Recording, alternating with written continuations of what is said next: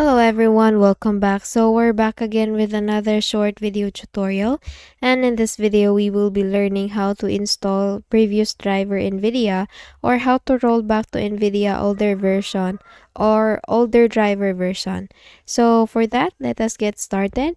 So we will be making a right click here in our Windows icon and then go to device manager. And once you click on that, you will be able to see here the device manager window coming up.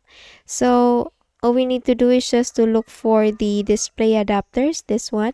Once you found it, please click on this arrow here and it will be able to show you the graphics card that you're using. So for example, you're using Nvidia, all you need to do is just make a right click on it and then click on the properties.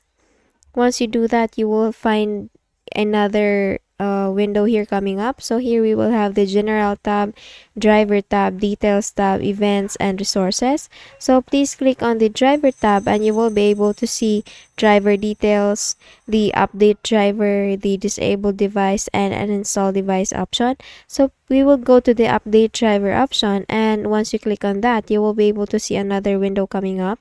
So here we are asked, how do you want to search for drivers? All you need to do is just to select the second option that says browse my computer for drivers. So please click on that and then click on this, let me pick from a list of available drivers on my computer. So please click on that, and then here you will be able to select the device driver that you want to install for this hardware.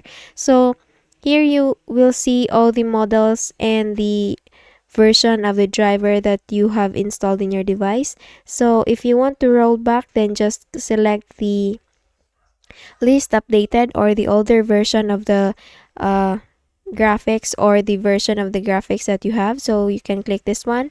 This is the oldest, and at the very top is the latest. So you can click on the very bottom part, and then once you do that, you can click on next and it will now be installed in your device, and you will now be able to roll back to the older version of your graphics or driver. Okay, so just make a quick restart with your device for your settings to be applied, and then you're good to go.